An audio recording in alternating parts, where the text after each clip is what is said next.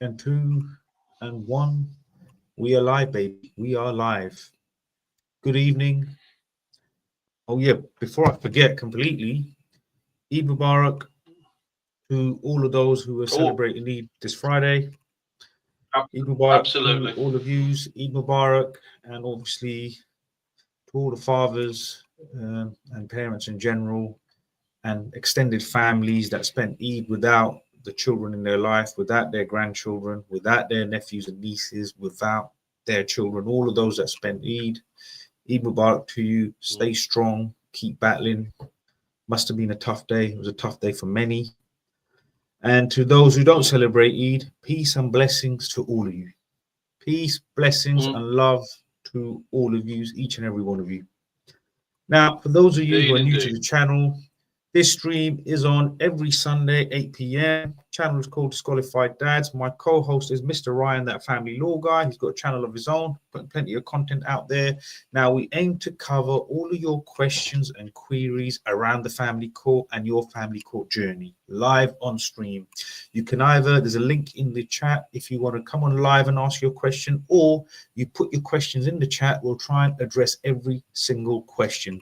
We also provide emotional and mental support. We've got a great community here, and we are here every Sunday helping you get through this journey, helping you get through this turmoil, helping you get through this jungle of chaos safely out the other end, holding the hands of your children.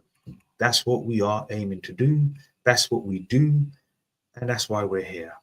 Mr. Ryan, what's going on? Talk to me. Good evening. How are you doing? Yes, Eid Mubarak to anybody who obviously is who have that with us at the start of the weekend. I hope you had a lovely day. Yeah, it's been a busy week as always. Lots going on. Yeah, some difficult moments, some easier moments, thankfully. But yeah, we soldier on. We're back here. It's another Sunday.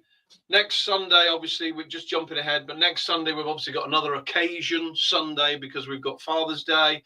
So we'll probably make a bit of a thing out of that. We'll probably make a bit of a thing and do some focused work on that. But this Sunday is in between the two. Eid is on one side, Father's Day on the other side. We're in the middle. Let's see where we go. Yes, that's a very good point, Mr. Ryan. I completely forgot, man. Damn, I forget I'm a father sometimes. That's what it is. I have forgotten that I am a father, hence I forget Father's Day. That's the point. But yeah, we'll do something maybe like we did on Christmas and Eid before, where we do a stream in the morning just to help provide support. It's a great community here. So yes. Right, Mr. Ryan, if you've got nothing else to add, shall I just, the chat's already building. Shall we dive in? Let's not mess about, yeah? Let's jump in. Yeah, begin. Right, Mr. M, marriage causes divorce. What happens when a boyfriend and girlfriend who have a kid and own a house together, separate, ? Own a house together and they're separate. Who pays the mortgage and bills? So boyfriend and girlfriend have a kid, both own a house together and they're separated. Who pays the mortgage and the bills? Good question. I mean, without intervention from the court, it's you have to sort that out between the two of you. If the house is jointly owned between you and the mortgage is in joint names between you, which I surmise it is, then you need to decide between the two of you who pays the mortgage. It's pretty foolhardy if the mortgage is not paid, because that's going to land you both in trouble. And what happens usually is that one parent ends up paying the mortgage because they're concerned about losing the house. So it's a bit of a mess. Is your bill payment as well is in the two of you without it becoming a complete car crash. Yeah, Mr. Ryan, I don't know if it's your end or my end, but we've got a slight delay on your side. I think we just about caught most of it, but yes, there's a hiccup on your end and it's freezing every now and then. We'll keep an eye on that, guys, and we'll resort to plan B if it continues or gets worse. Oh, God, yeah, he's gone. He's frozen again. Right, Mr. M. Hopefully, hopefully you heard most of that, and hope that answers the question. If you're still in doubt, you didn't hear all of it, just put it back in the chat later, and we'll address it again. Yeah. Mr. Ryan, are you there? Can you hear me? Oh, hold on. We go. That one. Oh, back to the phone. Yeah, are we going back to the phone? We're retiring back to the phone. Let's get rid of that. Right, I'm getting echoing from your. Have you turned the other device off? Because they were both on at the same time. There we go. I've turned it off now, so you should be all right now. No, that's very good, man. This is bad, man. Your phone is better than your. The phone is better Wi-Fi sorted yet? Yeah, the phone is better than the. I'm on the new Wi-Fi. I'm in the studio. I'm hardwired into the router, and here we are with major problems. I'm saddened. Yeah, we got to speak to your people down there, man. This ain't good. Yeah, right. Very saddened. Anyway, carry on. Off we go. We'll stay on here for now. Yeah, Mr. S. Next question, Mr. S. How to resist a non-mole from getting renewed? Great question. Does it have to be applied in a new application, or the other side can slip it in the next hearing? Yes, I think what happens is, right, look, you'll have your addition. When the non-mole comes to an end, right, the other side are potentially going to try their luck. Depending on how venomous they are, they're going to try their luck to try and get it extended. Now, legally, the position is a non-mole and an occupation order can only really run for 12 months. That's what it states. That's what it states in family court. But in special circumstances, they can extend it. Now, just to give you a bit on my situation, right? Mine ran indefinitely for 2 years due to incompetency or something fraudulent in the court between the solicitors. Them, I don't know, right? Yeah. And then we got there, they still tried to extend it after 2 years. This is how ridiculous it is, and the judge threw it out. So yes, normal circumstances, it'll run for 12 months. Then you go back to court. If they try and extend it, then you can place your argument or your case forward to say, you know, why, if you've not had any breaches, you've not done anything, you've kept your nose clean, there's no reason for the judge to then extend it. Mr. Ryan, over to you. Yeah, non-molestations are a difficult world. The reality is that, you know, they are, as you're absolutely right in what you say, they should only run really for 12 months. There's occasionally where the judge will subscribe them for longer. Excuse me, I'm just opening up something else. But what will happen in reality is that the other side will probably chance their arm and make an application to either extend it, and then you've got to defend it. You've got to say that it's disproportionate. The judge has two options. Well, the judge has three options. The lazy option, just extend it without bothering to even entertain it and just say, yeah, fine, we'll just extend it because that's just the easiest thing to do. That's option one. Option two is to accept the challenge and run essentially a whole hearing around, do I extend this or not? There we go. We're nearly set up. There we go. And option three is to demand that the other side actually justify why it is that they want the extension. And they have to demonstrate, this is the key, they have to demonstrate that in that moment, not 12 months ago, not 2 years ago, now, right now, that the party who has the non-molestation is in imminent or immediate danger. They have to be able to demonstrate that. And that is always the difficulty when you're trying to extend a non-mole, is being able to demonstrate that the danger is still there. Because obviously 12 months has gone past, we've all calmed down, we've been in court for the last 12 months. That tends to temper people's behaviour. So it's a toss-up. Are you going to get an extension? It is a toss-up. It boils down to the judge you're going to get on the day and their attitude, I'm afraid.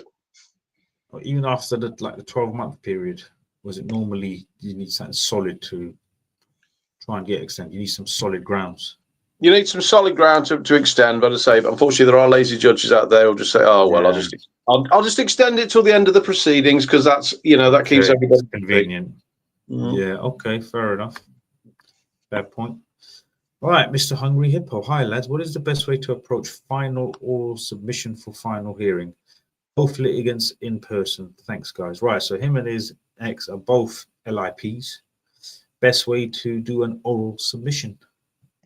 Okay, so best way to approach a final oral submission for a final hearing when you're both litigants in person. The answer to that is carefully.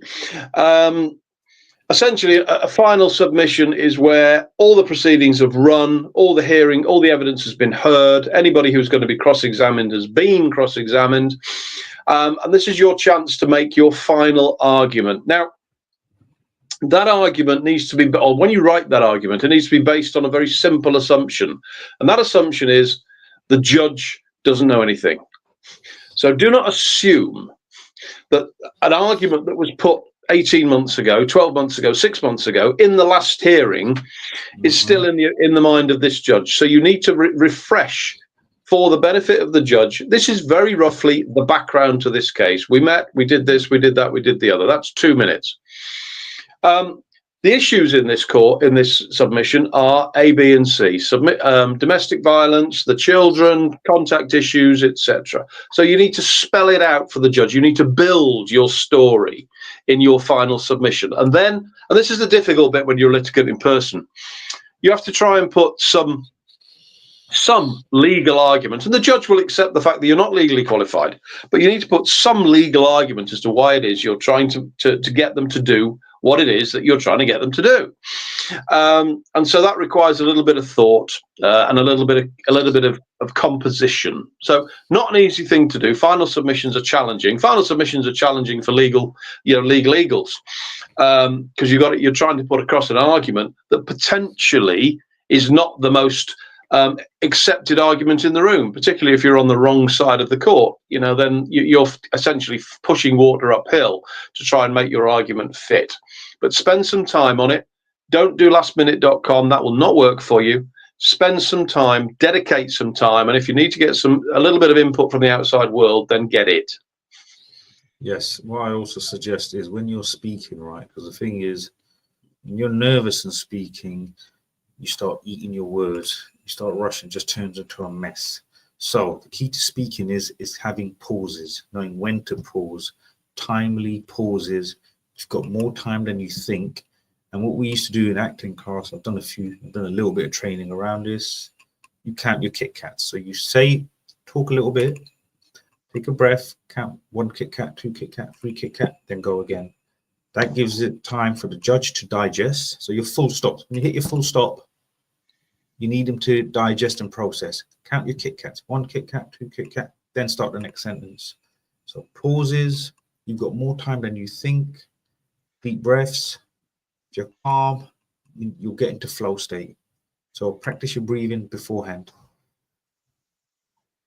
I hope that helps. Can I just clarify? Yes.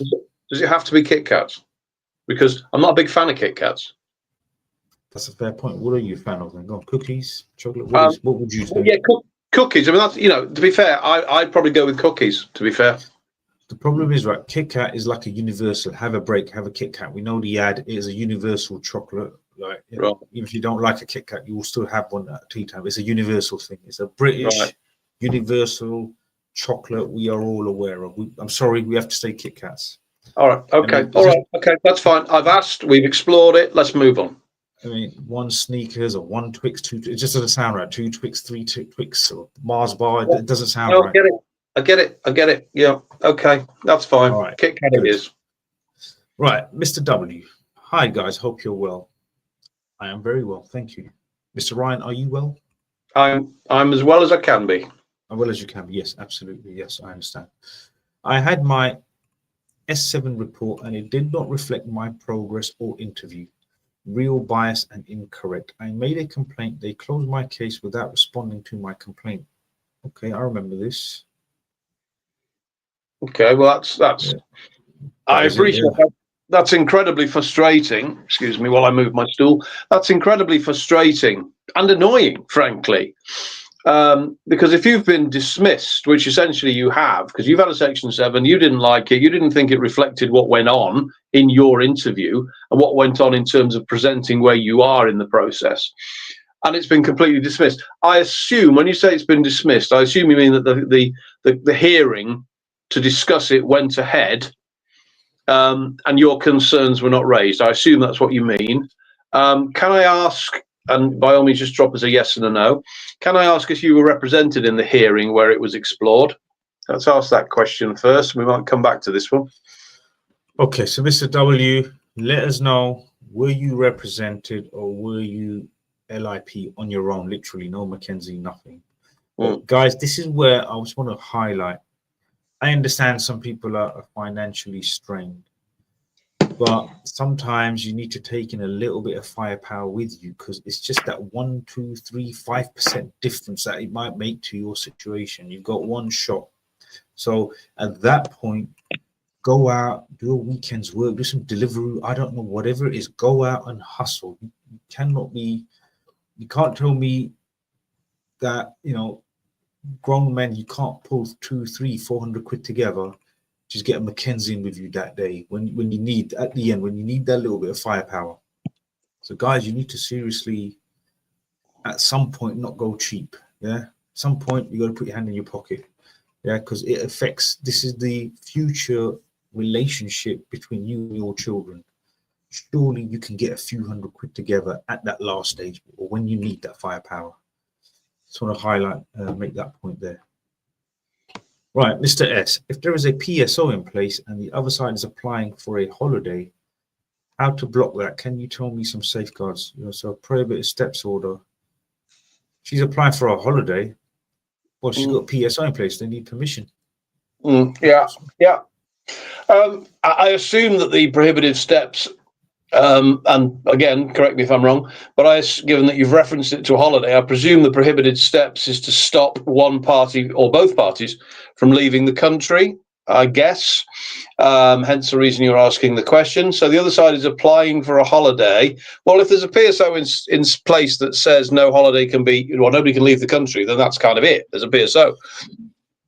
You just need to remind the other side that there's a PSO, and if necessary, return back to court and demand for the PSO to be enforced. Yes. That's kind of really where we are with it. I mean, can you tell me some of the safeguards? Well, safeguard number 1 is the PSO, is the prohibited steps order. Safeguard number 2 is to remind the other side that there is one. Ideally, remind their legal representation if they've got any. And then safeguard number 3 is obviously before the holiday takes place, on an urgent basis, which the court will recognise, return the matter back to court. Yeah, sometimes, you know what, they might be just trying their luck. You never know. They might be just trying to push it, see if you respond, see if they can get away with it. Right, Mr. J, this is a good question. Mum's asked to double barrel our daughter's surname. I'm fine with this. We're in proceedings awaiting an S7. The solicitors want me to attend their office to sign paperwork. Anything to be aware of? This is an interesting question. It is an interesting question. And the whole double barreling is something that happens quite often now. Invariably where mum wants to return to her maiden name, wants to return to her previous surname, but she doesn't want the child to lose their identity, which is a very laudable thing to do. And so they double barrel the name. So dad is Smith, mum is Jones, and we become Smith Jones or Jones Smith. It's an okay thing to do. And it's something that you can do in agreement with each other. What's the piece of paperwork that the solicitor wants you to sign? It is likely to be a deed poll document, I'm assuming, or just a parental consent document that they're going to attach to a deed poll.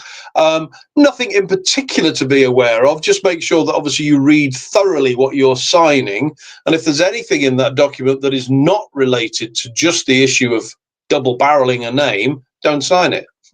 If it's very, very specific to just this particular little issue, then yeah, fire away.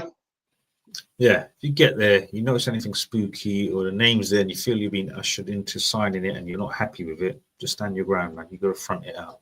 Yeah, you're not happy, don't sign. Simple as. Yep. Right, Mr. Stray Dad. I spoke to this gentleman, I think a week or 2 weeks ago. So yes, Stray Dad, good to see you. Evening, gents. After proceedings, can a final order look like this: supported contact at a contact centre until child is 16? Can a final order look like this: supported contact at a centre until child is 16? Depends how old's a child right now. But then hold on, after 14, they don't need. Go on. Well, to answer, I mean, yeah, there's a whole series of issues around it. But the simple answer to the question, can a final order be direct supported contact and that's it. That's all it directs at a contact centre. Yes, it can. A final order can essentially direct anything. So a final order can direct all you can do as a parent is see your child in a contact centre for the duration of their childhood, unless you bring the matter back to court. Or a final order can say all you can do is write to your child once a fortnight or once a month, and that's all you can do, and you can't see them. So yes, it can have, and that's a horrible final order to have, but it can have that. Right. Okay. You followed up with this, Miss Wright. Is the final order progress on how the court's tact would look until child is 18? Can no overnight stays be part of the order, or will judge consider this regardless? Well, for start, family court orders only take to the child is 16. They are in unique circumstances. You can get a final order until the child is 18, but invariably it's because the child has some unique circumstances. Possibly they've got some disability that requires a little bit of consideration. So at that point, you can get an order until the child is 18. But ordinarily, the order is purely until the child is 16. And the order will stay exactly as the order is until such times as you try and take it back to court and ask for something else. Or all orders have the same provision within them, which is that both parents, providing they are in written agreement, can change an order. So if you and the other party can find some middle ground to progress an order away from the final order, then great, go for it, do it.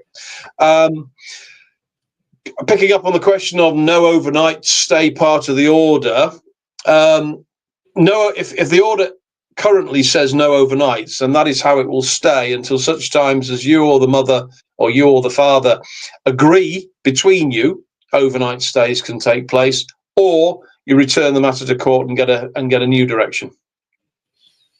Yes, hope that answers the question, Mr. Stray Dad. Also, just so you guys are aware, Mr. Stray Dad is on a mission. You've spoken, and he's on a mission in his area to try and get fathers together for a day out, coffee, football, bowling, whatever it is. Even single fathers who have custody with their kids, and if the fathers generally do, see their kids or don't see them, just want to get together, form a little pack to support each other. Stray Dad is arranging this. So if in the chat, if you guys want to exchange contact or email, stuff like that, Stray Dad, this is your moment. This is your opportunity, especially for those that are within your area.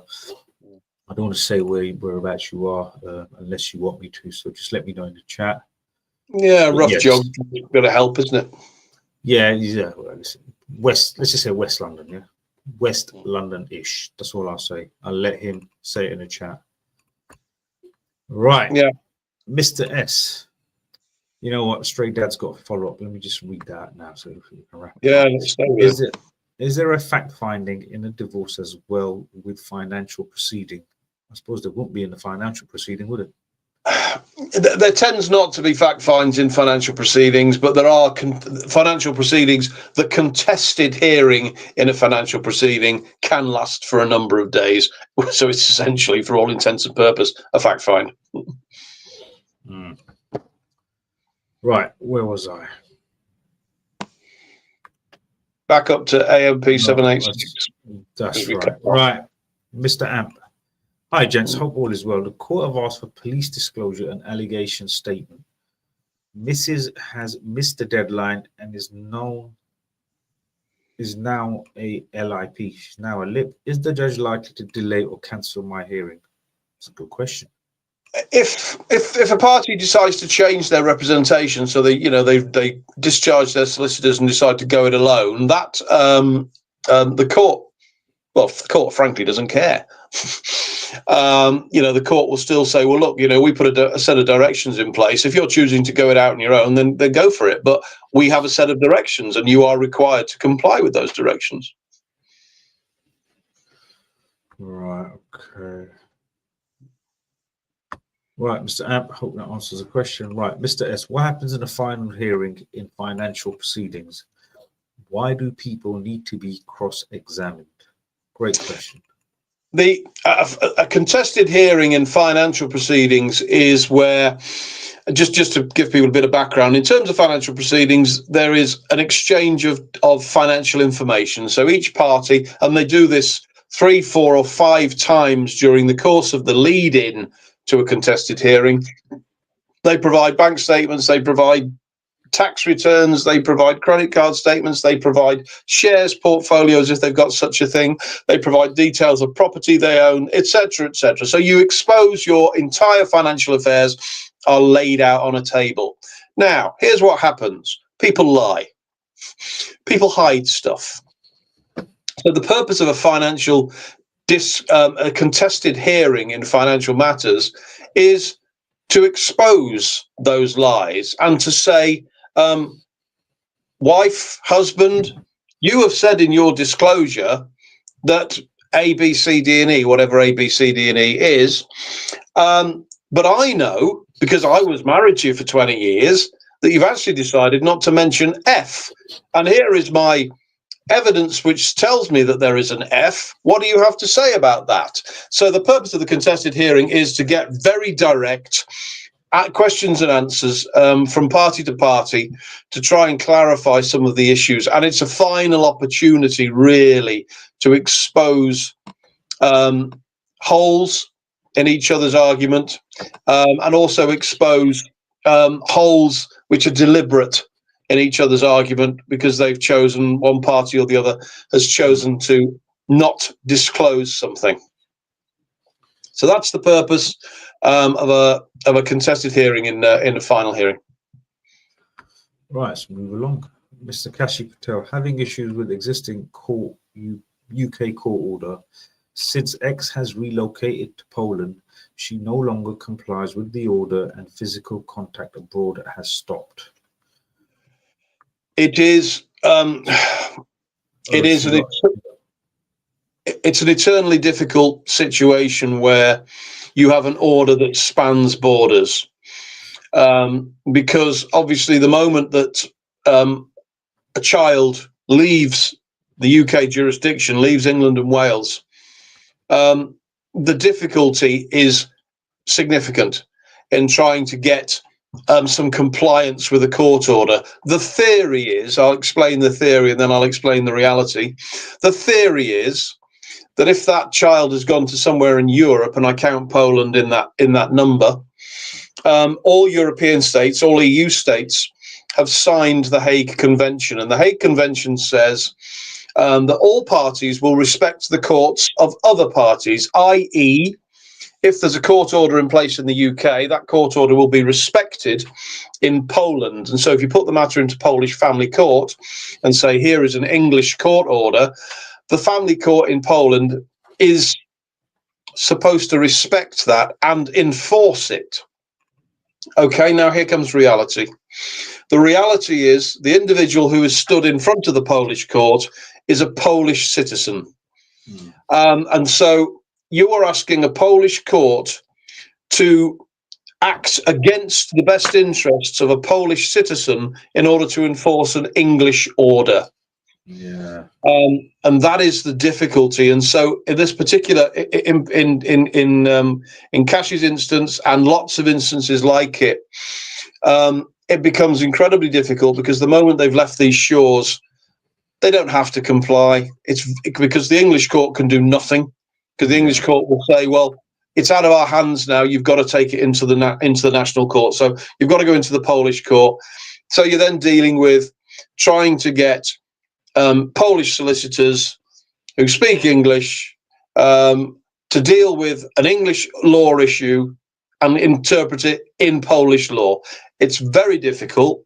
It's not impossible, and it's not impossible. And we've been involved from both ways, i.e. from people who are out of the country and we're trying to enforce an English order, to people who have come into the country and somebody else is trying to enforce a foreign order. So we've been involved in both, but it's very complicated because it is cross-border and it can become very expensive.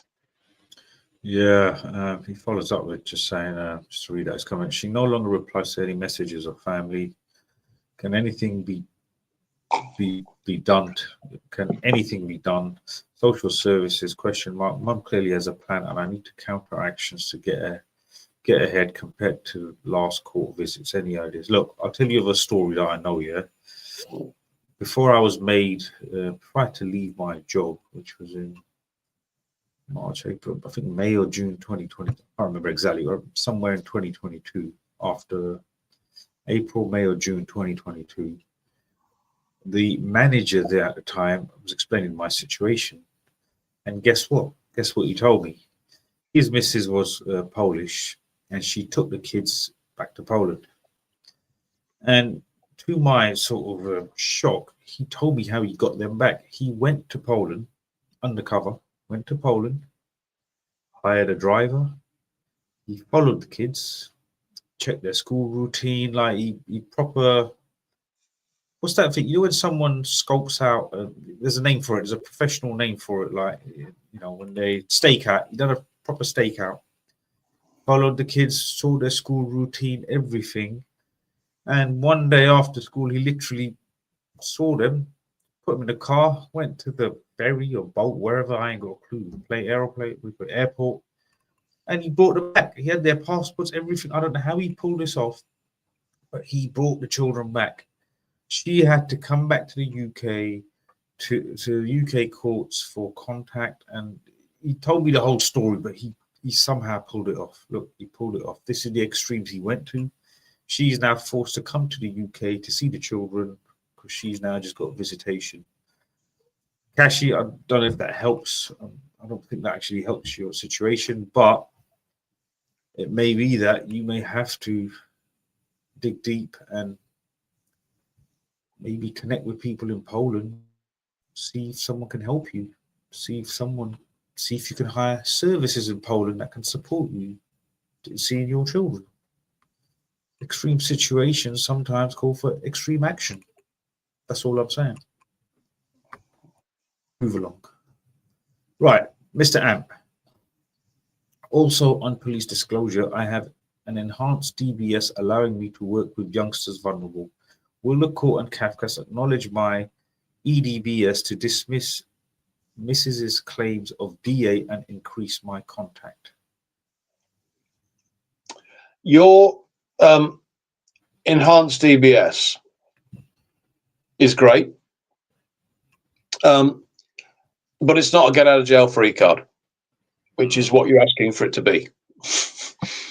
If the mother has made claims of domestic abuse, the fact that you have an enhanced DBS allowing you to work with children or vulnerable adults or whatever it might be, does not mean that you can be exonerated from those claims of domestic abuse without them being explored by the family court.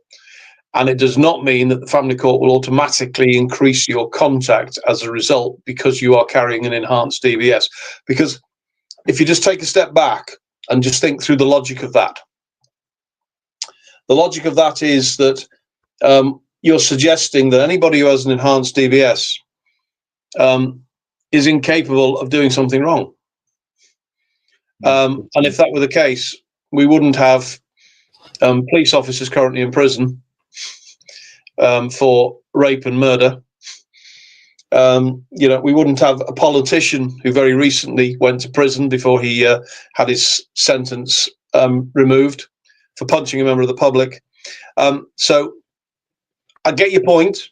I get what you're trying to do, but unfortunately, I stand by my original comment. The enhanced DBS is not a get out of jail free card. The claims being made by this mother will be explored by this court. Right. I just realized in the excitement of this stream, I actually forgot to share this link to all these fathers groups. So I'm going to do that, Mr. Ryan. You carry on. Right. Mr. W has not gone to court yet. The complaint against CAFCAS, they dismissed it. Okay, well, if it's not gone to, I'm confused now, because if it's not gone to court yet, how is it you've had CAFCAS involved? Yeah. And I remember rightly, I think you said CAFCAS did a Section 7 that you disagreed with. It would be in court if CAFCAS have done a Section 7, so I'm a bit confused by that comment. Yeah, that's Or are you saying that the Section 7 has been done, but you haven't had the hearing yet to explore the Section 7, and CAFCAS have dismissed your complaint before you've got anywhere near that hearing? If that's what you're telling me, and possibly that's what it is, now I'm reading between the lines, CAFCAS do have an appeal process. CAFCAS do have a formal complaint process that says file your complaint, and if you get kicked, you have the opportunity to come back for round 2. So it is worth exploring that. Okay, perfect. Also, guys, I just want to I just want to announce that next Saturday, I'll give you the exact details so you're aware. So next Saturday, I shall be appearing on TV. I shall be appearing on TV Saturday 5 p.m. and it will repeat on Sunday 9 a.m. So the coming weekend, Saturday 5 p.m. and a repeat at 9 a.m. on Sunday. And the channel is, sorry guys, bear with me, a bit unorganized. I should have done a bit more prep on this. All right, I will announce the channel in a minute. I'll put the channel in the chat as soon as I've got it. But yes, Saturday 5 p.m., Sunday 9 a.m. This is one of the Sky channels, which I shall highlight in a minute. Meantime, let's move along. Right, Mr. J. Mr. J is saying to the chap who's trying to block his children from going abroad, don't block your children going on holiday. I kind of agree. I accept that point. It's good for children to go on holiday. So if you have grounds for the children not to leave the country, if you have significant safeguarding concerns, then then absolutely pursue a PSO. But yeah, I take the point that children should have as much experience as they can in their childhoods. And so sometimes we just need to sort of swallow our pride a bit and say, let them get the opportunity that's been given to them. Yeah, unless I think if it's a strategic move to force mum to the table or to force some contact or something like that. If you're not in a desperate situation, it is going through court, you are working towards contact, it doesn't serve any purpose, then there's no point. Do you see what I'm trying to say? Mm. If it's just a matter of because I can, not that there's any, you're going to get contact, you're in court, then it's no point. So strategic. You need to look at it strategically. Yeah. Is it of any benefit to you ultimately? Right, just to clarify, Sky 742 is ICRA TV, Sky 742, Saturday 5 p.m. and a repeat Sunday 9 a.m. Tune in. It is an Asian sort of Muslim channel. Majority, 90% of me talking is in English, highlighting all the points. I'm talking a little bit in Urdu, which I should have prepared more for. I didn't realize it, otherwise I would have spoken Urdu more to try and reach a wider audience and maybe some of the older generations. But look, next time I go there, don't worry, I'll be speaking multilingual to get this message everywhere. But look, Sky 742, Saturday 5 a.m. and Sunday 9 a.m. Sorry, Saturday 5 p.m., Sunday 9 a.m. the coming weekend. ICRA channel, Sky 742. Okay. Right, let's move along. Bear with me one sec. Claire, next Saturday, 5 p.m., just clear my diary and order popcorn. Because Farouk's on the telly. All right. Sorted, mate. Sorted. Look, don't worry. Next one, I'll take you. When the time's right, when we're getting on that big stage, we'll be going together. Don't worry. It'll be a double act. Batman and Robin, the Alan Pascal. We'll go together. Don't worry. It's coming. You're showing your age. You're showing your age now. The Alan Pascoe. Good Lord, that's 20 years ago.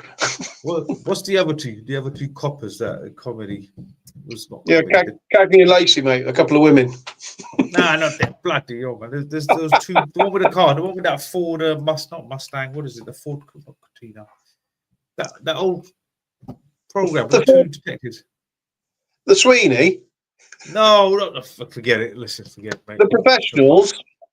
No. I'm thinking older than that. Bodie and Doyle, the Professionals. They had a the guy with the green car. The guy with the green car. One of those detectives. Two detectives. America. One's got a green car. It's green Ford American muscle car. Starsky and Hutch. Starsky and Hutch. Yes. Someone just messaged me saying Bill and Ben, Tucker Brothers. I'd like to apologise, everybody, that we've spent the last 40 seconds just testing my memory. Yeah, bloody hell, man. Stop. I couldn't think of the name Starsky and Hutch. This is worrying, man. But the Chuckle Bros, I like that. To meet to you, to meet to you, To me, to you. to meet. Move on. Oh, hold on. I forgot that comment. Bloody hell, missed it nearly. Everything is upside down. Keep your phone recorder on when in the office. All right, I don't know what he's referring to, but okay. Or whoever he's referring to, that message is for you. Whoever that's to, that's for you. Mm. Not having the police disclosure before fact find, is that a negative? Good question. No, not necessarily. The police disclosure is ordered by the court, and it's whether the court believes it is proportionate to have one. If the court doesn't believe it's proportionate to have one, they won't ask for one. If you think that it's useful for your case for there to be one, then just push hard and ask for one. Okay, let's move along. Right, DGS, I'm ready for bowling. Right, so what you do, Mr. D, put a message saying @StrayDad, or put your email here, and we'll direct it to StrayDad. You two connect. So there's two of you now. Yeah, I need you guys to now become leaders. You need to take charge of these situations. Yeah, so StrayDad is running it. He's running that ship. StrayDad organized it, and that reminds me, guys, I'm working behind the scenes to get this platform together, to sort this subscription out and payment and all of this stuff. Is very tricky. Trust me, it's very difficult. So that I can do weekly calls. 10, 15 of us, however many join, can get on, and I can support you through. There's a lot of guys that I speak to every day. They're in a bad state. And instead of me talking 1 hour, talking to one guy, like I said, I could be talking to 10 guys right there. I could be helping 10 people. It's time to get to the next level. It's going to be a subscription, £30 a month. And it's not going to break the bank, and I ain't going to be making no major money or anything like that. It just helps support this. And I can just, instead of talking 1 hour on the phone to one guy, I can talk to 3 or 4, 5, 10 guys at once and give that support. So it just saves time, it's practical, and it'll be a nice little community where we can support each other, just get each other through this turmoil, through these tough months, especially when you enter the system. So I'm working on it. I am building it. It's going to happen. Oh, look, we've got a hero. We've got a hero who has contributed to the channel. Mr. C, Mr. Cossip, £20. Thank you very much, Mr. Cossip. That is now my dinner sorted out. I appreciate that. I will not starve tonight. Thank you for that. And thank you for thinking of me. Right. Thanks for the chat earlier in the week, Dan. There you go, Mr. Ryan. Thank you. Right. So let's just clarify what's happened here. So Cozy P has given £20 to the channel as a direct result of the conversation he had with me earlier in the week. Yeah, but hold on. Do you know how he had the conversation with you? Do you know how that happened? Yeah, but yeah, he rang me. No, I gave him your email. I gave the contacts. I am the conduit that is connecting you with these people. Do you know what I mean? Right. Okay. Yeah. Okay. But yeah, it's all good. But listen, I need to pay for dinner, guys. Man, I ain't eating all day. Do you know what I mean? Poor man. Thanks, Cossip. Right, Mr. Amp. All right, here we go. I had a PSO stopping mother changing our kid's school. She lied to the judge saying my kids started new schools before she saw the PSO. As the kids were in school, the judge agreed to remove the PSO to half. What does that mean? 1 to 2. Hold on, he's got more. So yeah. The judge agreed to remove the PSO.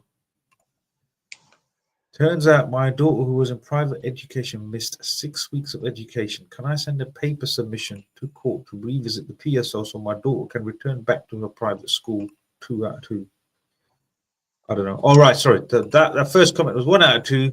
I like this, and this is the follow-up comment to comment 2 out of 2. Perfect. There we go. There we go.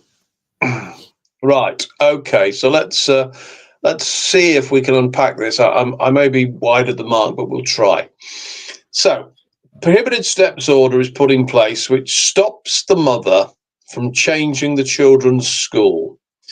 The mother, in a court hearing, presumably where the PSO is being considered, tells a mistruth to the judge, saying that the children had already started their new schools before she was aware of the prohibited steps order. So consequently, she's essentially already done the deed.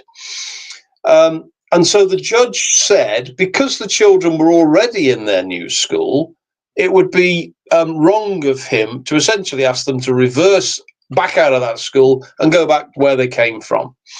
So, and AMP is telling us that his daughter, as a result of that mess, missed 6 weeks of education, which is far from ideal. I don't know how old she is, but it doesn't matter where she is in her academic career. That is far from ideal. And does he have the opportunity to essentially take it back to court and challenge? Right, okay. Do you have the opportunity to challenge? Of course you do. There's always the opportunity to challenge. So there's always the opportunity for you to make an application to the court to take the matter back and revisit it. But,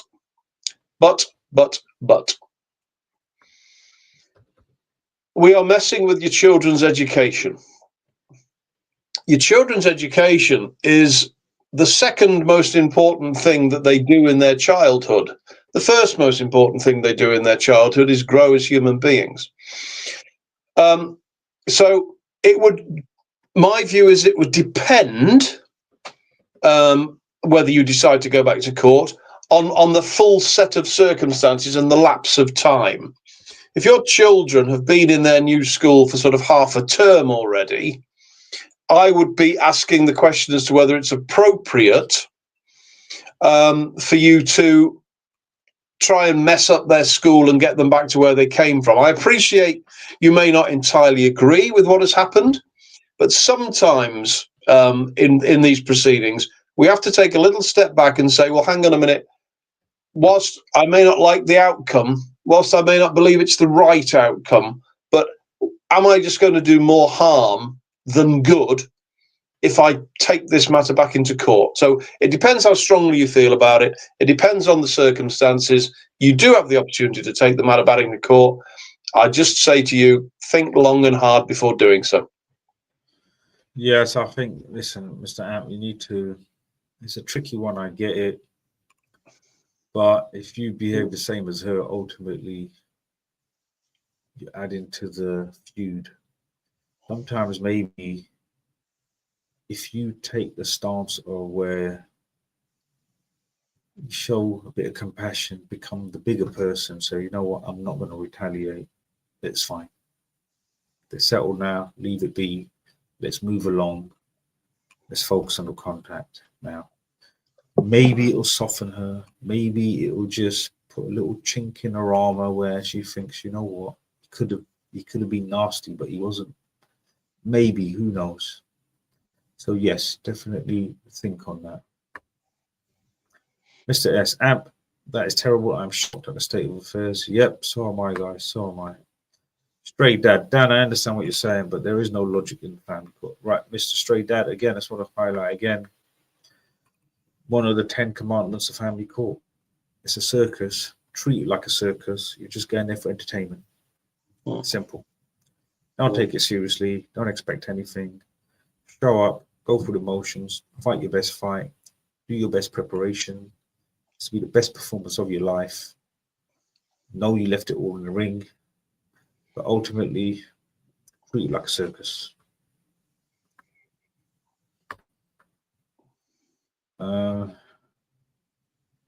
Yes, gotcha, Mr. Stray Dad. Got your WhatsApp, all good.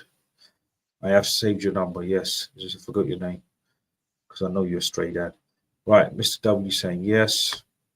Right, look, guys, Stray Dad has put it out there now. The guy's taken lead. See, he's shifting the material. He's taken lead. Anyone up for meetups? Sorry, anyone up for meetups, link up activities once a month? Bowling, go-karting, paint bowling. Get in touch with Farouk. He will give you my number. Yes, guys, drop me an email on disqualified.dads@gmail.com. Simple. My email is always in the bio of every video. If you want to get a hold of me, drop me an email. I'll send you Gurpreet's number. Sorry, not Gurpreet. Stray Dad's number. Gurpreet, someone else. Stray Dad's number. He will get in touch and Yeah, let's do it. Let's arrange it. Yeah, and if just on that one, if you and I are kept in the loop on that somehow, we will do our best to attend one of those. What we'll do is, this is a good idea. Look, guys, what we could do right here is, if we could do somewhere central, because look, everyone's spread out up and down the country, yeah? At some point, I think Mr. Ryan mentioned it before, we'll try and get a full-on get-together. Full-on get-together where we attend, get some food, go to somewhere, do an activity, little chit-chat, network face-to-face, provide support face-to-face, and really get the community going. Like, you know what I mean? So at some point, we will do that. And yes, Straight Dad, I'll be in the loop. Look, what we'll do is we'll start the email chain so everyone's in the loop. If we can make it down, then yeah, me and Mr. Ryan shall try and come down for this one, especially as it's like a first gathering. Will be good. Oh, yeah. Sorry, guys, I missed that one. Getting a bit excited here. Right, Stray Dad, guys. If mother keeps missing contact at the centre, saying little one is unwell but does give a GP medical note, what can I do because it's a repeat pattern? GP states baby is normal but suspects illness. Okay, so here's the problem with GPs. They will write down whatever you tell them to write down. So if you walk into a GP as a parent and say, my child is ill, the GP, who, let's be honest, is overworked because they've got 86,000 patients to deal with and they've got 15 seconds per appointment to allocate to them. They're going to accept that. If you say they're ill, I'll just write down they're ill. So what this mother is doing, she is frustrating contact by constantly saying that the child is ill and then producing a medical note saying, look, even the GP agrees. But actually, the GP doesn't agree. Because if you read what the GP is writing, and I haven't seen one of these notes, I'm just picking up on Stray Dad's comment.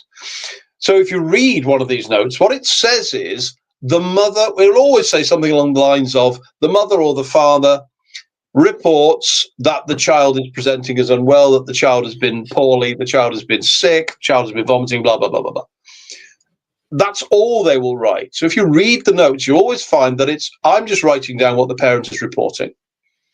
So if that's the case, if that's what these notes are saying, then at your next hearing or before, if you wish to do so, you present these notes and say, here is a mother who is deliberately frustrating contact by using these fictitious, fabricated, manufactured medical notes.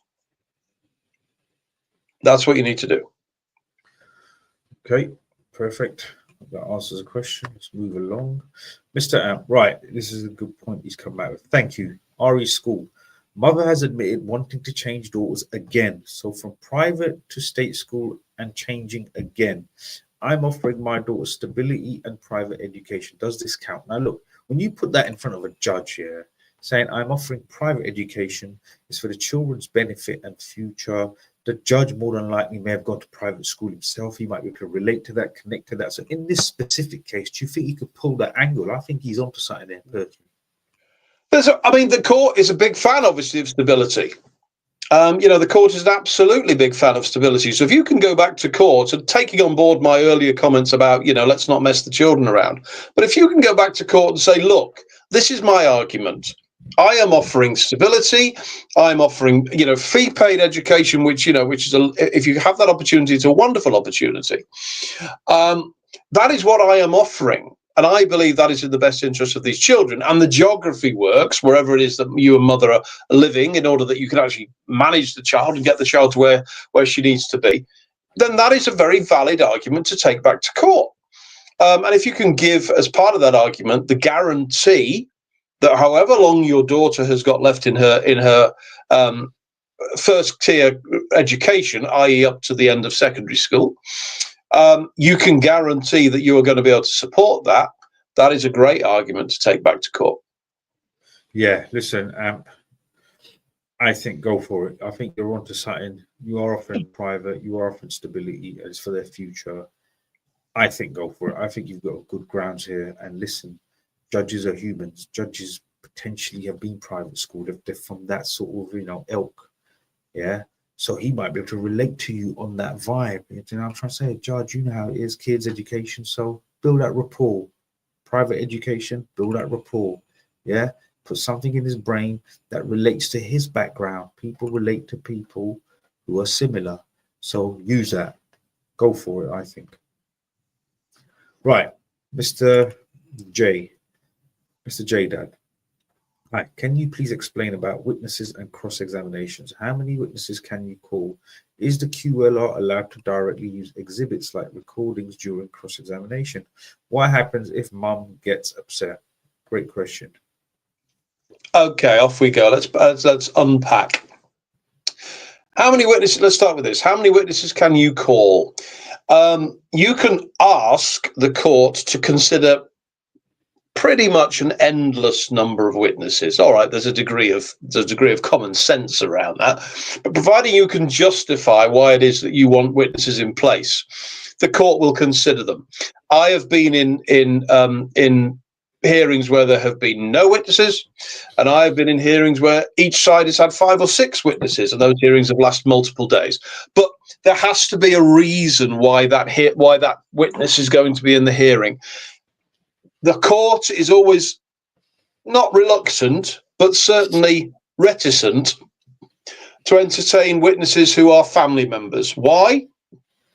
Because fairly obviously, if you're going to present your brother, your sister, as a witness to your case, funnily enough, they're just going to say whatever it is that you want them to say. So if you tell them that I need you to go into the court and tell them that the sky is pink, that's what they're going to do.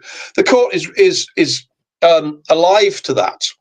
And so the court often, and this really is down to the judge, but the court will often say, well, look, they're just going to come into this court and agree with you. So what purpose does that serve? I'll accept a statement from them, a written statement, but there's no need for them to come in here and just say that the sun shines out your ass, because that's not going to achieve anything for me. Mm-hmm. So that is an issue where family is involved. But if you've got other witnesses who are proportionate, who have seen things, witnessed face to face, they have been involved in scenarios or episodes or events that you are relying upon, then the court will entertain them. But you have to obviously make that presentation well in advance of the hearing taking place.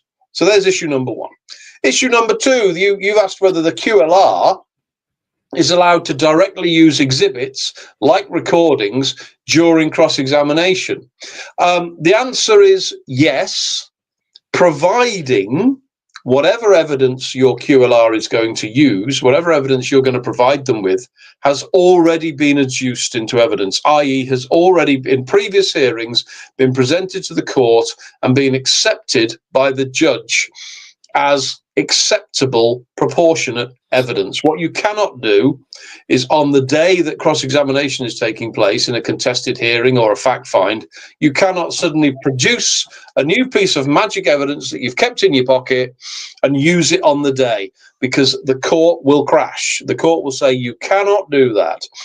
Every piece of evidence that is being used in a cross-examination scenario has to have been previously presented to the court, and both sides have to have an opportunity to fully consider it.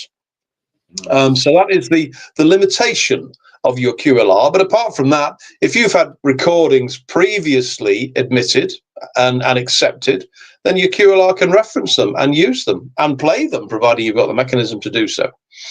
Last bit of your question, what happens if mum gets upset? Well, let's broaden that question. What happens if any party who is being cross-examined gets upset, including witnesses? Because witnesses sometimes get upset when they're talking about domestic abuse, particularly. What happens is the court is understanding, the court is compassionate, the court allows them some time to compose themselves, but what the court will not do is stop. So if people believe that by turning on the tears, they can have the matter closed, they can have the matter adjourned, they can have the matter kicked into the long grass, that is not going to happen. But we accept the fact that parties get upset, particularly, when particularly if it's a domestic abuse situation. Obviously, they can be nasty. But the court will be understanding and compassionate, but the court will roll on. All right, I hope that answers the question. We'll move on to the WhatsApp questions. Right, Mr. Stray Dad, thanks, guys. We'd love you guys to be part of the link up. Let's do it. Yes, Stray Dad, get onto it, arrange it. And if we can, we shall try and attend. Right, let's move along to the WhatsApp questions. Now, do you remember Harry, the guy that got legal aid? Yes. Right, so what it is, he's got a fine, from what I understand, and he will correct me if I'm wrong, he's got a final hearing coming up within 2 months, yeah? Okay. He's got contact. If you remember, he had the issue with the supervised handover with someone and all of that. Anyway, mothers stopped turning up with the kid now. So I said, put an enforcement order. Now he's saying, firstly, what will happen at the final hearing whilst he's put an enforcement order in? In the meantime, mum is trying to antagonize him and constantly making allegations and, oh, he's in the area, I'm scared and all of this. So I've suggested 2 things. Put the enforcement in, keep showing up for the pickup and drop off. She's not there to collect the evidence, right? Yeah. Even though you're headed towards that final hearing, this could then swing things in your favor even more. That's what I've said. Also, if you're concerned that mum is trying to antagonize the situation and call the police on you to then put disruptions to the final order, I'm saying, can he apply for a molestation order to protect himself at this stage, saying, mum is constantly antagonizing me, coming after me, blah, blah, blah, blah, blah. Now, and the third question is, as he's only got 2-3 months to go, he's on the final stretch. He's on the final hurdle, right? Yeah. He's on legal aid. So he's got these legal aid solicitors, but he's saying he doesn't feel they're pushing it or they're pulling their weight or they're not. He's frustrated with them. Is it worth changing at this state, as in getting new lawyers at this state, considering it's the final hurdle? Also, can that legally be directed to someone like yourself, a Mackenzie, last minute? And technically, hold on, just I remembered as well, you've got solicitors and barristers on board if needed, so that can be diverted to them, so you can bring in the big guns. That's a good point, actually. I just remembered. So yes, so take it away. Firstly, let's go back. Let's go backwards. Let's start with legal aid, because that's a very simple answer.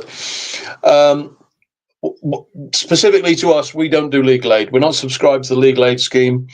We can't subscribe to the legal aid scheme for a number of technical reasons. So even with my solicitors and barristers on board, we cannot access legal aid. So we're out the picture. But the problem we have with legal aid is that some legal aid solicitors are reluctant to start up new bits of proceedings. So let's do an enforcement, let's do a challenge, etc. Mainly because often they will find they are outside the purse of the legal aid, because they'll go back to legal aid and say, oh, I'm doing this now, and legal aid say, well, that's not really the central issue here, so we're not, you can do that, but we're not going to pay for it. So that can be an issue. Can you get rid of your solicitors in the middle of legal aid and transfer it somewhere else? Yes, you can. You go to another legal aid solicitor and they can have the purse, as it's referred to. They can have the purse transferred, but it takes a few weeks, so there can be a bit of a delay. But that's available. So that deals with the legal aid issue. Going back to enforcement, my view is always, and you're absolutely right in what you say, but my view is always, how far away from the next scheduled hearing are we? If I'm a few weeks away, and a few weeks can be up to 2 months, if I'm a few weeks away from the next hearing, would I bother doing an enforcement? Probably not. What I would do, and this is just about strategy, I would allow mother to continue to frustrate the order and turn up at the final hearing and say, oh, by the way, just so you're aware, the mother has frustrated the order for the last 3 months. 2 months, 1 month, whatever it's been. So I've chosen not to enforce, because I appreciate that I don't want to just bring on unnecessary applications to this court. But I am telling you now, that immediately sets mother in a bad light. Immediately. And that's possibly, or father indeed, obviously it's the other way around. So that's possibly a good place to be. That's about strategy. That's maybe something that I would entertain.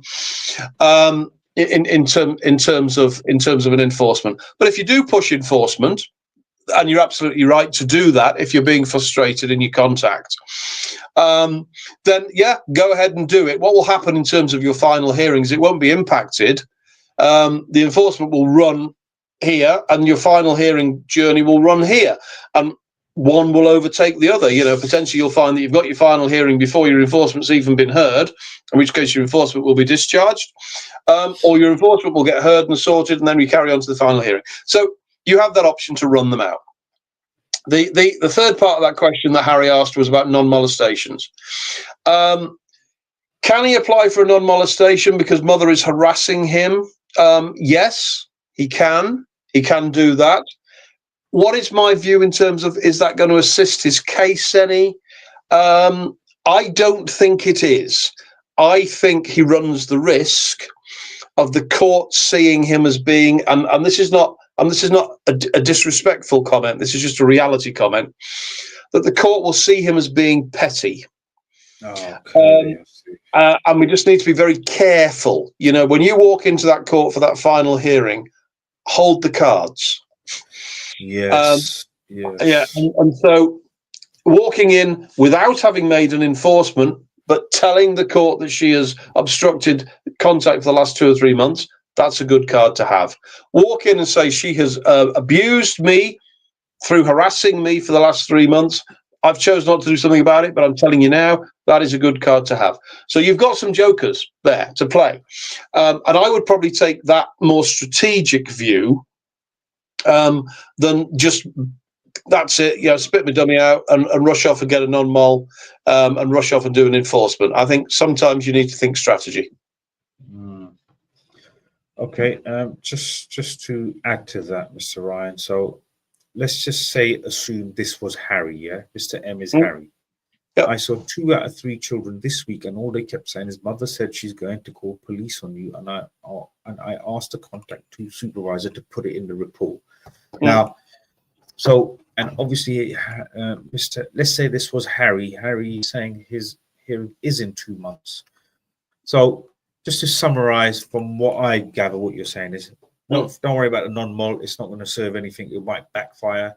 Enforcement order, no point doing it at this stage. Best just hold your cards for 2 months, collect evidence, collect all these threats about mum wanting to call the police, get it on the report, keep your head down, lay low, don't get antagonized, don't do anything stupid, protect yourself at all times, recording at all times. And when you get to the final hearing, you present all of this before the judge makes his judgment, and this could swing things potentially in his favor more, would you say? Yes. That's what we're going with. Yeah, that would be the strategy. So, given that we now know the hearing is 2 months away, that would be the strategy that I would take. Yeah, guys, I think you guys should all just take a note of what was just said now, right there. I thought maybe a non-mol would have been good to protect himself, but you see what I'm trying to say? Strategically, especially on this final round, he's literally on the last round, and what I think is, mother knows. You showed up for all the supervision. You've got all the reports. They're all good. Things are headed in the right direction. All this behavior that mother is exhibiting is because she's now frustrated. Things aren't going her way. You might just pull this off. This could be a 12th round knockout. Mother's panicking. So she's trying to pull your strings and push your buttons. She's messing about with the contact. She's winding the children up to wind you up so you do something stupid. You lose your head, moment of frustration, anger. You do something silly, and guess what? She's got you. Your best weapon is what you're doing is remain patient, stay cool and calm, and do not react. Do not do anything. Sit back with a smile. Just collect the evidence, because I think she's trying to antagonize you as much as possible, so you trip up. Once you trip, final hearing, it got, you lose the last round. Simple. So stay cool and composed. Enter that 12th round. We're going all out. We're going for the kitchen sink. Throw everything, all the evidence at that point. It could swing it in your favor. You might not see it now, but it could happen. Hold on. He has said, right, so Mr. Emma said he spoke to Harry. Harry told me enforcement already filed. Okay, he's already filed it. So let's say presume he's done it on the legal aid, then yeah, let it run. Let it run. Right. At Mr. M. Honey, will do, bro. Yes, I will send you Harry's number.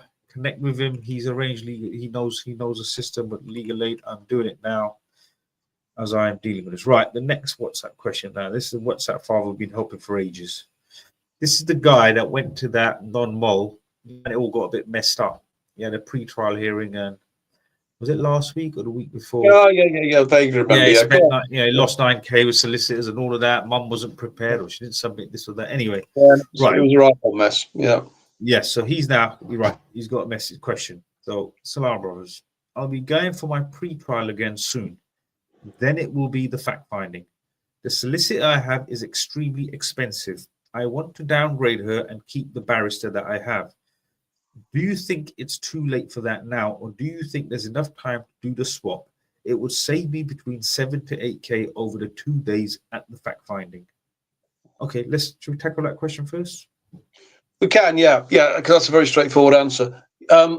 You can discharge your solicitor and just work with the barrister, providing the barrister you're working with has got a direct access license. And not every barrister has. In order for a barrister to not work through a solicitor and work direct with normal people like you and I, they need to have a DAC. They need to have a direct access license. If they don't have that license, and as I say, not every barrister does, you cannot work with them. They have to work through a solicitor. So you would, if you've got a barrister that you like what they do for you, you need to establish whether they've got a direct access license in order they can carry on working for you. The other issue that you potentially will have is barristers have, as we all do in the world of legal, they have a degree of loyalty. So if you go to the barrister and say, look, I'm going to tip the solicitor out because I don't want to pay him, but I'll carry on with you instead, they may have a bit of a moral issue with that. And they may say, well, that's not something I'm prepared to do. So you need to explore what your options are. What he's saying is he's thinking about downgrading the solicitor to one of the solicitor's co-workers, so who's not as top end, because the one he's got, she's a partner in the company, and it's nearly £600 an hour. So he's saying he wants to get someone who's not a partner, is one of the skivvies, low level, who won't be £600 an hour. Again, that boils down to the practice. Some practices will allow you to work with just perhaps a paralegal, or work with one of the chartered, so one of the junior solicitors. Some will not. So that's in the control or in the gift of the practice as to whether that's going to happen or not. Okay, fair enough. And the second part of his question is, right, the S7, when will that take place? Before the fact finding or after the fact finding? And how can I get myself prepared for this? So the Section 7, does that take part before, after, or do they run alongside?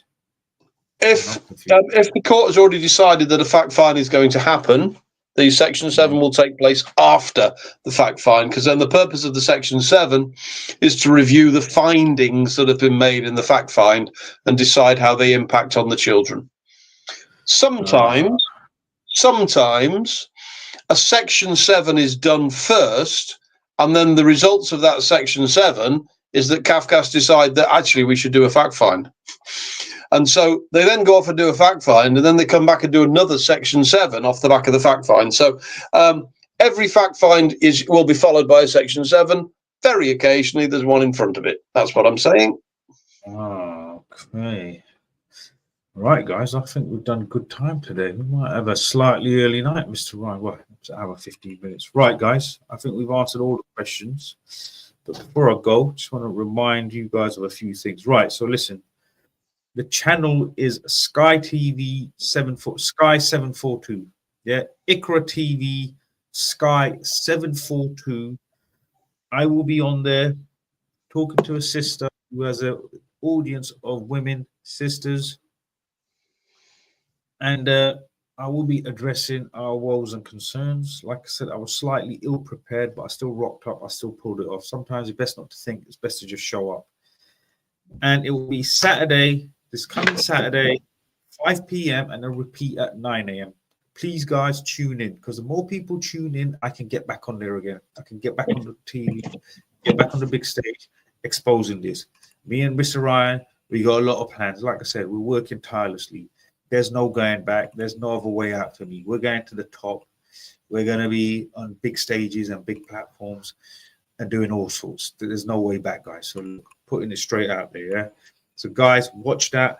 If you are from the Asian community, yes, spread this to, tell your parents, your aunties, your cousins, sisters, whoever, extended family members to tune in and watch, yeah? Saturday, 5 p.m., repeat 9 a.m., Sunday morning, Ikra TV. What was the channel name again? Sky 742. Watch that. Also, I'm working on the group in the behind the scenes, as mentioned. I'm trying to get this group together on this platform. Stephen Bartlett's just come out with this new platform where you can do all this stuff. So I'm going to check that out. It's going to be about 30 quid a month. And it's going to be just weekly coaching calls like this, but on a private group, we can talk a lot more openly, say twice a week, an hour. It just keeps the mindset in the right place.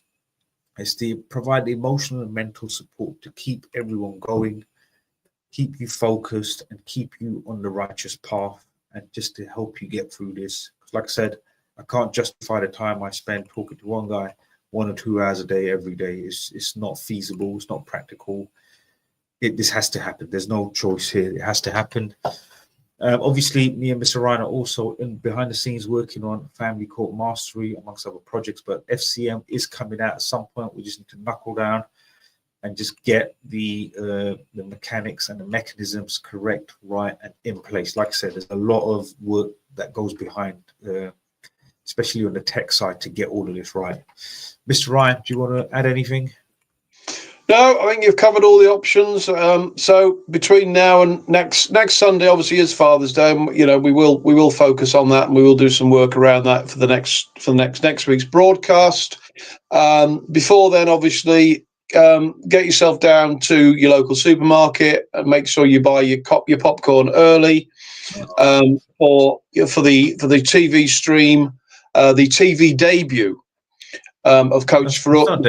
Whoa. This is the third appearance on TV, bro. Listen, mate. Dave, I apologize. If you can talk to an amateur. Yeah, but what I was doing was I was ignoring your appearance on Crime Watch, and I was ignoring your appearance on the Teletubbies. I didn't think that either of those were relevant. But listen, now you've I have been on Islam Channel Bangla with two esteemed guests, 2 big guns, and I held my own, inexperienced, just rocked up, homeless, borrowed a blazer from my brother, and just rocked up, pulled it off. And I was on Single Muslim, who also have a TV channel. Mate, I was laying it out. What are you talking about? That was it's old news. It's old news, bro. Yeah, I've been on Bro Haji's YouTube channel this year, and I'm also trying to work. I tell you what, guys, for those who know, if you know Dilly Hussein on 5 Pillars, he has a massive YouTube channel. He's sat down with Jada. He's Jada, the woman that used to be for that. What was that right? I forgot what part, but he sat down with some really big guests covering a lot of topics and issues. I'm going to be trying to get on there. And also, if there's anyone watching out there who is a podcaster, if you want me or Mr. Ryan or both of us on as a guest, let us know, because we're going to be hitting the podcast scenes, trying to talk about this, get the message out there. So look, we're working on it. Debut. What the hell? I look forward to meeting you all one day, inshallah. Absolutely, brother. Stray Dad is arranging it. I'm going to send you his number anyway. So yeah, you could talk. You can jump in with him, try and arrange it and whatnot. Once you guys are from different ends of London, so it'd be good to collaborate and work together to try and arrange this. I don't recognize this name, but thank you guys. Great work as always. Absolutely.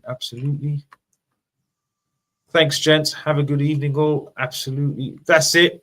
Top man. So he's interviewed people like Jada Franzen, who used to be with Britain First, who's now left them. Like, he's got some big controversial guests. So listen, he can have the most controversial guest on there, Mr. Ryan.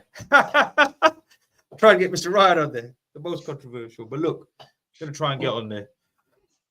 Guys, thank you very much. Like, subscribe, follow, and share. Please send this link to all of those that need it, all of those that need support, your extended friends, family, your network, and your people. The channel is now growing. at a rapid rate. I am gonna hit 3,000 subscribers before the end of this month, I believe. Before the end of this month, which then puts me on the trajectory to hitting 5,000 subs by December. What you guys need to understand, or most of you know, you've seen that the whole journey is documented. This is over 3 years of work, 3 years of consistent work. When you think nothing is happening, you still just keep at it, keep at it, keep at it. I believe I am at that little pivot point where it's going to spike suddenly. So just get behind it, spread it, share it, and support us. And we're here to support you. Like, subscribe, follow, and share. We shall see you. Oh, yes. I love it, Mr. Ryan. Also, just want to highlight that family law guy is Mr. Ryan's channel on TikTok, Instagram, and YouTube. Head over to that family law guy. He's got loads of shorts. He's blasting that content every day. I'm looking up to 10 shorts every single day, covering a variety of subjects. Please subscribe to his channel, and we can get all of this out there. Like, subscribe, follow, and share. Thank you, guys, and we'll see you on the next one. See you guys. 5, 4, 3, 2.